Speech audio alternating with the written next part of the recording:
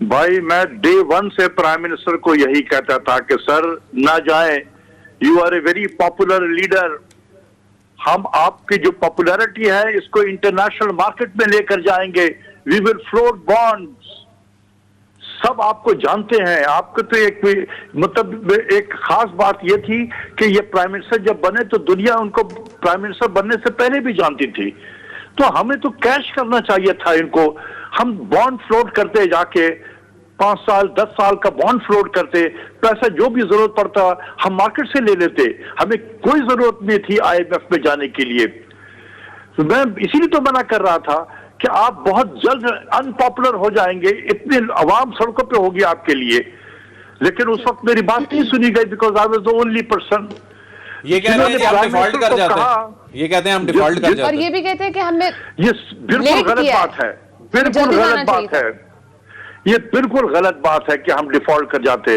देखें, बहुत ज्यादा टेक्निकल हो जाएगा। मैं ये टेक्निकल बातें यहां नहीं करना चाहता हूं। मैं सिर्फ आपके लिए एक एजेंडा पॉइंट करते हैं ना, फ्लैग कर देता हूं। जो आपके जो सुन रहे हैं वो शायद उनमें से कुछ लोगों को ये अकल आ जाए। हम कहते हैं कि जी 2017-18 में $19 बिलियन का करंट अकाउंट डेफिसिट था, तारीख में सबसे हाईएस्ट थी। बिल्कुल सही है। पाकिस्तान में जो अकाउंटिंग होता है ना, वो कैश बेस्ड अकाउंटिंग है।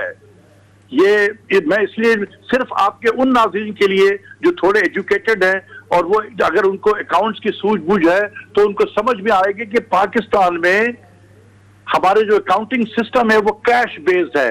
कितना डॉलर गया, कितना डॉलर आया इन रियल टाइम में। डॉलर आने जाने की तो बात मैं मुकम्मल कर लूं मारिया, 1 मिनट के लिए। तो जब 2017-18 का माली साल में जब 19 बिलियन करंट अकाउंट डेफिसिट हो गया, वो चैप्टर क्लोज हो गया 30 जून को। दैट चैप्टर वाज क्लोज्ड कि जितना डॉलर आया, जितना डॉलर गया, और ये आपका खाता है। जब वो खाता बंद हो चुका था, ये कोई कैरी फॉरवर्ड नहीं होता है। $19 बिलियन का करंट अकाउंट खसारा।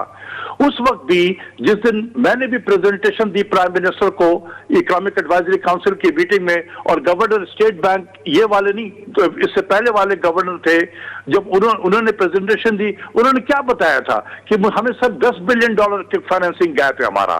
मेरी कैलकुलेशन भी बिल्कुल वही थी जो स्टेट बैंक की कैलकुलेशन थी कि $10 बिलियन है। तो $10 बिलियन फाइनेंसिंग गैप जो है इसको फिल करना कौन सी बड़ी बात थी। ठीक, यही तो मैं कहना चाह रहा था। अब चूंकि एक हम गलती कर बैठे हैं तो उसको जस्टिफाई करने के लिए हम डिफॉल्ट कर जाते, हम फला कर जाते। ये सारे बेतुकी बातें हैं। अभी जान छूट सकती है डॉक्टर साहब IMF से? छुड़ाना चाहिए, क्यों नहीं छुड़ाना चाहिए। There are 190 countries in the world who are the member of the IMF। क्या वो सब IMF के प्रोग्राम में जाते हैं? वो सब अपने भैंसों को चलाते हैं। जहां डॉलर की जरूरत पड़ती है वो इंटरनेशनल मार्केट में बॉन्ड फ्लोट करते हैं, डॉलर हासिल कर लेते हैं। डॉक्टर साहब, माजूर अगर मैं कहीं पे गलत हूं तो जो करेक्ट भी कीजिएगा। अब डॉलर के प्राइस हम ऊंचे जाते हुए देख रहे हैं, वो ओपन मार्केट में नहीं हो रही, इंटर मार्केट में हो रही है। इसका मतलब है कि हम खुद उसकी प्राइस जो है वो बढ़ा रहे हैं। तो इसकी क्या वजह आप समझते हैं? क्या हम जो तीसरी किस्त IMF की वो लेने के लिए दबाव में है, इसलिए हम डॉलर की प्राइस बढ़ा रहे हैं? हम डॉलर की प्राइस बढ़ाकर इस मुल्क को कर्जों के बोझ तले डुबो रहे हैं, और हम केस बिल्ड कर रहे हैं कि अगले साल सितंबर में पाकिस्तान दोबारा 3 साल के लिए IMF प्रोग्राम में जाए। So we are building a case for that. अच्छा, अभी और देखेंगे, हालात खराब किए जाएंगे ताकि पाकिस्तान के पास ऑप्शन खत्म हो जाए, कम हो जाए, so that Pakistan should go to the IMF। 33 साल हो गए हैं 1988 से अब तक, बारिंग 4 years 2004 से 2008 तक जो है वो हम IMF से बाहर रहे। और वो हमने एक क्राइम कमिट किया था इंटरनेशनल लेवल पे। This is considered as a crime कि पाकिस्तान कैसे 4 साल IMF से बाहर निकल के आ गया। और उसके बाद से 8 से 18 और 18 से 22 हम IMF प्रोग्राम में हैं, और 22 से 25 के लिए तैयारी में हो रही है। यार, दुनिया का वाहिद न्यूक्लियर पावर मुल्क है, न्यूक्लियर एंड मिसाइल पावर, जो IMF के प्रोग्राम में होता है। कितनी शर्म की बात है ये। डॉक्टर साहब, जो इंटरेस्ट रेट का कहा गया है कि अब इसको इस पे फिक्स रखा जाएगा, आपको नहीं लगता कि ये इन्वेस्टर को थोड़ा सा बैक ऑफ करने के लिए रखा गया है, या इससे वो डिट्रैक्ट होगा?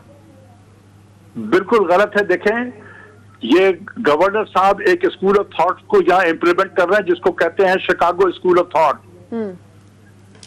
दुनिया में इंपोर्ट को कर्व करने के बहुत सारे तरीके हैं। ये सिर्फ एक्सचेंज रेट और इंटरेस्ट रेट को बढ़ाकर इंपोर्ट को कर्व नहीं किया जा सकता है।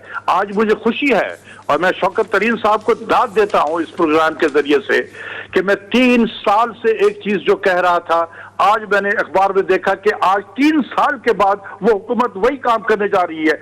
खुदा के वास्ते अगर मेरी इस बात पे 3 साल पहले अमल कर लिया जाता तो आज शायद हम कुछ और डिस्कस कर रहे होते। मैंने क्या कहा कि आप आइटम सेलेक्ट करें जो बड़े फास्ट मूविंग हैं, नॉन एसेंशियल इंपोर्ट्स हैं, 100% कैश मार्जिन उस पर इंपोज करें। आज मैंने देखा कि ये हुकूमत ये काम कर रही है। मैंने कहा कि जी बहुत सारे ऐसे आइटम हैं जो अगर कैश मार्जिन भी लगा सकते हैं, क्वांटिटेटिव रिस्ट्रिक्शन लगा सकते हैं, आप उस पर टैरिफ इंपोज कर सकते हैं, आउटराइट बैन भी कर सकते हैं आप उनको। बहुत सारे तरीके हैं। तो जो मैं 3 साल से कह रहा था, पुलों के नीचे से जब पानी इतना बह गया तो अब वही अमल उस पर किया जा रहा है। अल्लाह करे कि अमल हो जाए। डॉक्टर साहब, लास्ट क्वेश्चन है, बजट खसारे के ऊपर करूंगी। हुकूमत ने काफी अपने खर्चे कम तो किए हैं, क्या आप समझते हैं कि इस वक्त मजीद और खर्चे कम करने की जरूरत है? मैडम, हुकूमत ने खर्चे तो कम किए।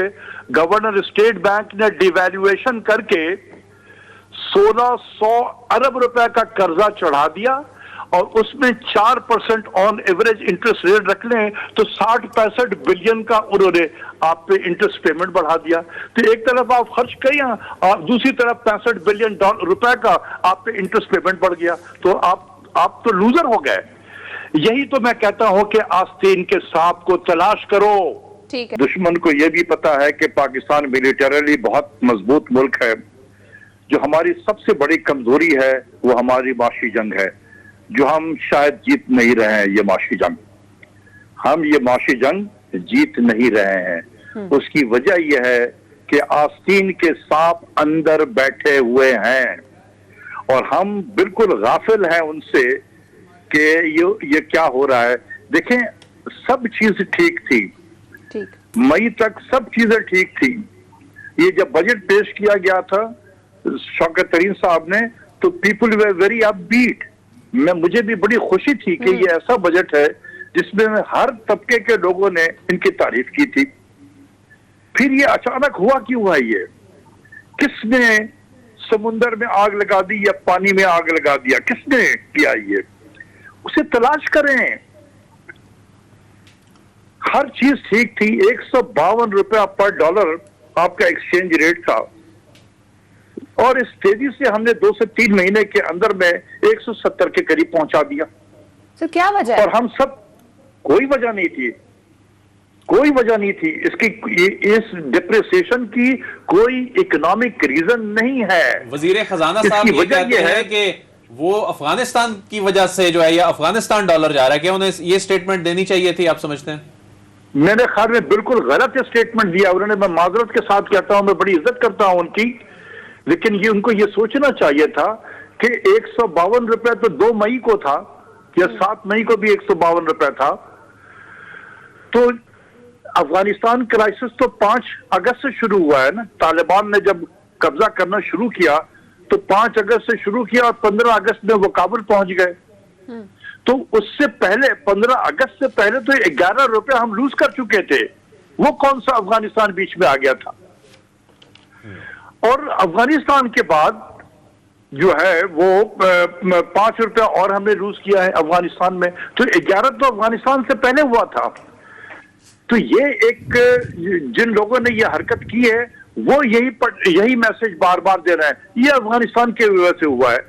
हमारे अंदर इतनी सलाहियत शायद नहीं रही कि कम से कम बैठ के डेटा को तो देख लें कि ये अफगानिस्तान कब शुरू हुआ है और करेंसी की डिप्रेसिएशन कब शुरू हुई है। डॉक्टर साहब, ये जो मौजूदा सूरत हाल है, जाहिर है डॉलर ऊपर जा रहा है, पेट्रोल महंगा हो रहा है, इसमें जो आलमी मार्केट है उसके फैक्टर्स भी अपनी जगह मौजूद हैं, जाहिर है वो अफेक्ट करते हैं। लेकिन खान साहब हमें कहते हैं घबराना नहीं है, लेकिन आप क्या सजेस्ट करते हैं, अब हमें घबरा लेना चाहिए? मेरे ख्याल में मैं प्राइम मिनिस्टर से हाथ जोड़ कर ये अपील करूंगा कि अपने अंदर आस्तीन के सांप तलाश करें। मैं बार बार 3 साल से ये लफ्ज कह रहा हूं कि आपकी इकोनॉमिक टीम आपको मिसगाइड करती है, प्रॉपर इंफॉर्मेशन नहीं देती है।